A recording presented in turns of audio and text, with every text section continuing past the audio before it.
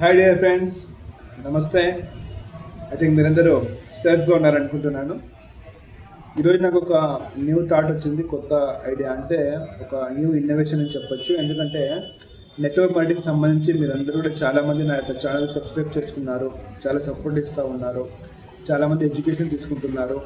అందులో భాగంగానే నాకు వచ్చిన ఐడియా ఏంటంటే, నెట్వర్క్ మార్కెటింగ్కి సంబంధించి మీకు ఎంత మోటివేషన్ ఉన్నా, ఎంత ఇన్స్పిరేషన్ ఉన్నా, మీకు నాలెడ్జ్ ఎంత ఉన్నా కూడా బుక్స్ అనేవి చాలా చాలా కీ రోల్ ప్లే చేస్తాయి. ఎందుకంటే నేను నమ్మే ఒక సిద్ధాంతం ఏంటంటే, బుక్ చెప్పే విషయాలు, ఒక పుస్తకం చెప్పే విషయాలు, కొన్ని వందల మీటింగ్లు, వందల ట్రైనింగ్స్ మనం అటెండ్ అయినా కూడా దాంతో సమానంగా ఒక్క పుస్తకం ఇచ్చే మీకు నాలెడ్జ్ ఏదైతే ఉందో అది మీ యొక్క లైఫ్లో చాలా వాల్యూని క్రియేట్ చేస్తుంది.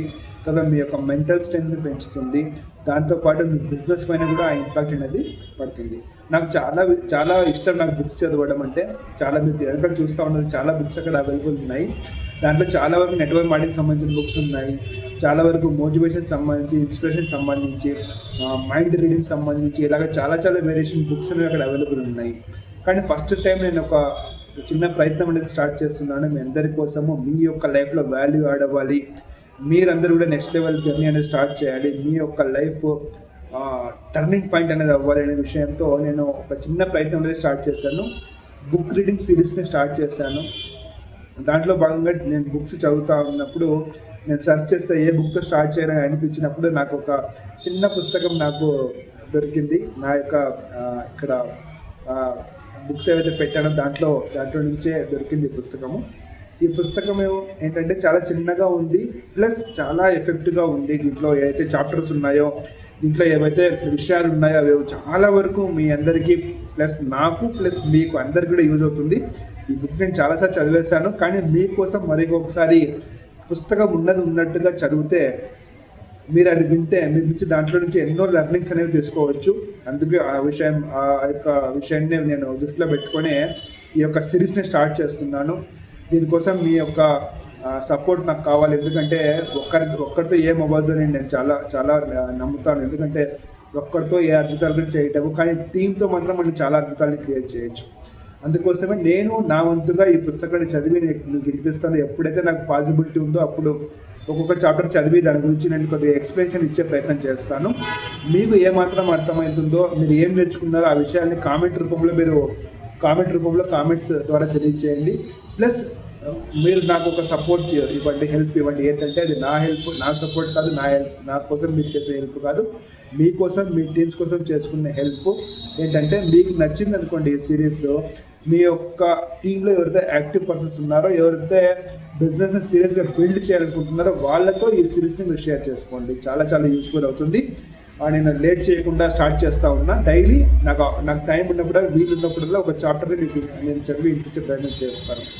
ఓకే, ఈ పుస్తకం పేరు వచ్చేసి నెట్వర్క్ మార్కెటింగ్ యొక్క సరళ సూత్రాలు. చాలా చాలా చిన్న పుస్తకం, కానీ చాలా ఎఫెక్టివ్ పుస్తకం.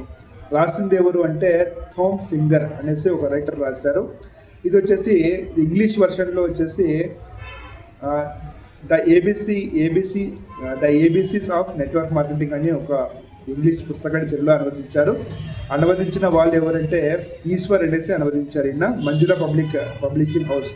అంటే చాలా వరకు మనం వీళ్ళకి గ్రాట్యుటీ చెప్పాలి, థ్యాంక్స్ చెప్పాలి. ఎందుకంటే ఇలాగ ఇంగ్లీష్లో రైటర్స్ ఎవరైతే ఉన్నారో, చాలా ఎఫెక్టివ్ రైటర్స్ నెట్వర్క్ మార్కెటింగ్ సంబంధించి పుస్తకాలని చాలా వరకు తెలుగులో డబ్ చేశారు, తెలుగులో దాన్ని మళ్ళీ రీరైట్ చేశారు. వాళ్ళందరూ కూడా మన కృతజ్ఞతలు తెలపాలి.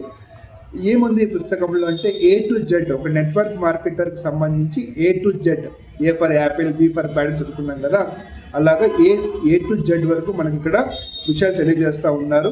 విషయ సూచిక, దృక్పథము, బ్రాండ్, సృజనాత్మకత, దృఢ నిశ్చయం, ప్రచారకుడు, ఇలాగ మొత్తం అన్ని తీసుకుంటే లాస్ట్ వరకు తీసుకుంటే నెట్వర్కింగ్ భాగఫలం వరకు చాలా చాప్టర్స్ మనకి కూడా అవైలబుల్ ఉన్నాయి.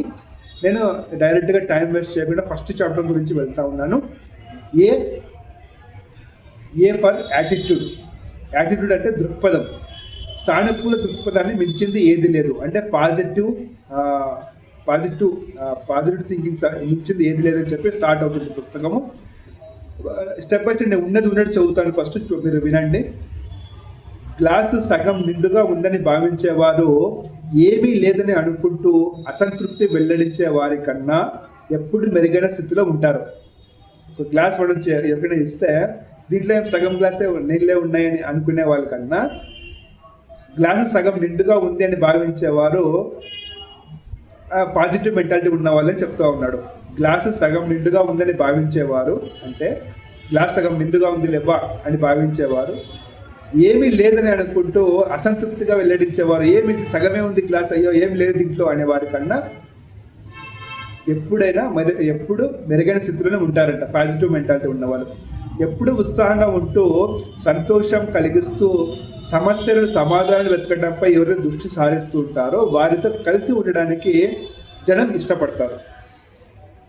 అసంతృప్తి అంటే ఎప్పుడు ఉత్సాహంగా బాగా యాక్టివ్గా ఉండి ఏ ప్రాబ్లం వచ్చినా ఏ ఛాలెంజ్ వచ్చినా దానికి సమాధానాలపై దృష్టి సారించిన వారితోనే జనాలు ఎక్కువగా కలుస్తారని చెప్తా ఉన్నాడు.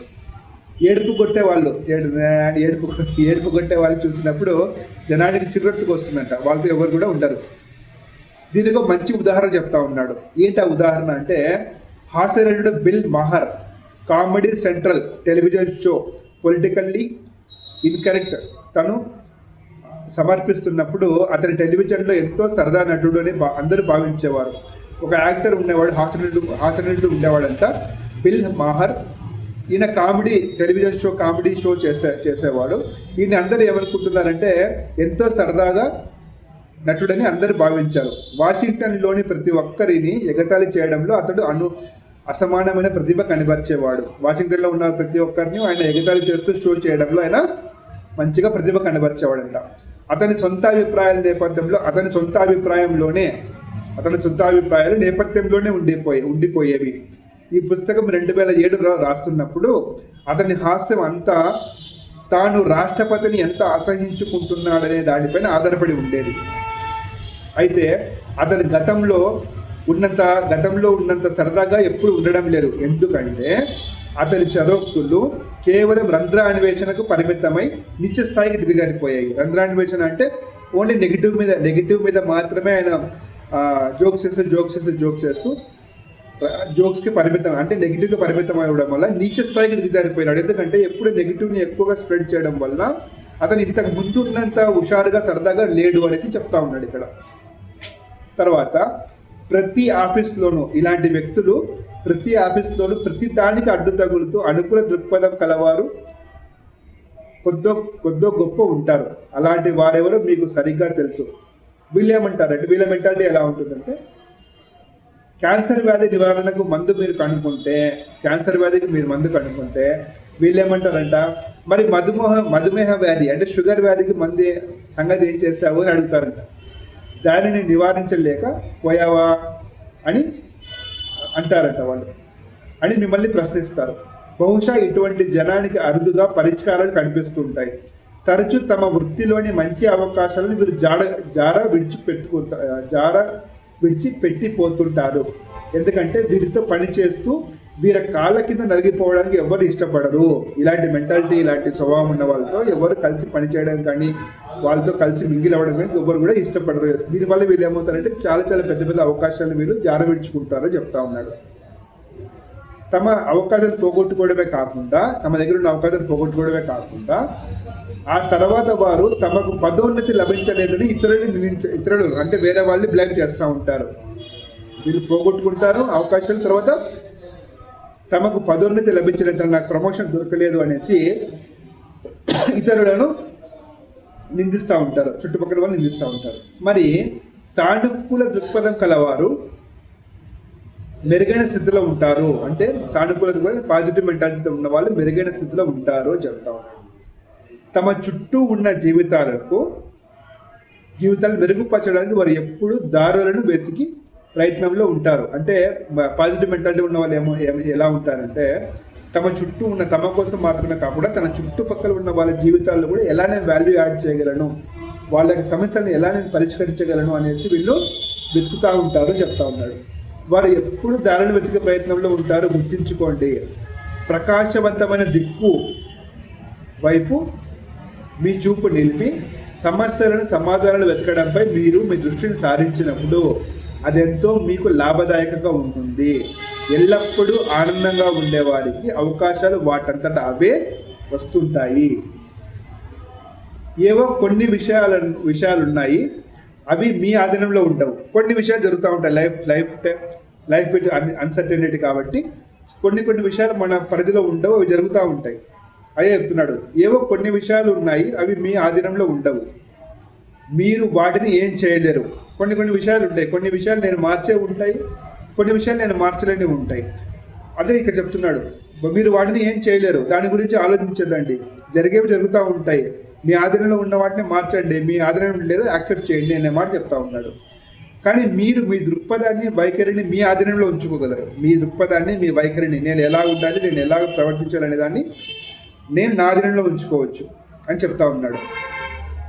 అందుకే సానుకూల ధోరణిని అలవర్చుకోండి, అందుకే పాజిటివ్ మెంటాలిటీని అలవర్చుకోండి అని అంటున్నాడు. లాస్ట్ 3 లైన్స్ చాలా చాలా ఇంపార్టెంట్. మరి ఇంకొక చదువుతాను చూడండి. ఏవో కొన్ని విషయాలు ఉన్నాయి, అవి మీ ఆధీనంలో ఉండవు, మీరు వాటిని ఏం చేయలేరు. కానీ మీరు మీ దృక్పథాన్ని, వైఖరిని మీ ఆధీనంలో ఉంచుకోగలరు.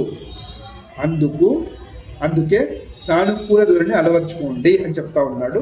ఇది ఫస్ట్ చాప్టరు. ఇలాగా ఏ నుంచి జెడ్ వరకు ఉంది, ఏ చదివాను, ఇంకా BCDEF ఇలా జెడ్ వరకు ఉన్నాయి. దాని తర్వాత కొన్ని చాప్టర్స్ ఉన్నాయి. చాలా యూస్ఫుల్ కాబోతా ఉంది ఈ సిరీస్. దయచేసి మీరు కామెంట్స్ చేయండి. నేర్చుకున్న తర్వాత నేను ఈ విషయాలు నేను నేర్చుకున్నాను అనేసి కామెంట్ సెక్షన్లో మీరు కామెంట్ చేస్తే నేను చూస్తాను, చదువుతాను. నాకు కూడా కొన్ని చదివేటప్పుడు నాకు కూడా కొన్ని అర్థం కావు, అవి మీ కామెంట్స్ చదవడం వల్ల నాకు కొన్ని విషయాలు అర్థమవుతాయి. మీరు ఏం నేర్చుకున్నారు అక్కడ కామెంట్స్ చేస్తే ఆల్రెడీ ఈ వీడియో చూసిన వాళ్ళు మళ్ళీ ఒకసారి కామెంట్స్ చదివారనుకోండి, వాళ్ళకు కూడా కొన్ని విషయాలు అర్థమవుతాయి. దయచేసి మనం ఒకరికొకరు సపోర్ట్ ఇచ్చుకుందాము. మన తెలుగు రాష్ట్రాల్లో నెట్వర్క్ మార్కెటింగ్ ఇండస్ట్రీని మనము నెక్స్ట్ లెవెల్ తీసుకెళ్ళడానికి మన వంతు ప్రయత్నంగా కాంట్రిబ్యూషన్ వేలో మనం కూడా వర్క్ చేద్దాము. దట్స్ ఇట్ అండి ఈరోజు. నెక్స్ట్ ఇదే సిరీస్లో బీ ఫర్ బ్రాండ్ గురించి ఏం చెప్తున్నాడు రచయిత అనే దాని గురించి మనం నెక్స్ట్ వీడియోలో డిస్కస్ చేద్దాం. Wish you all the best. Thank you very much.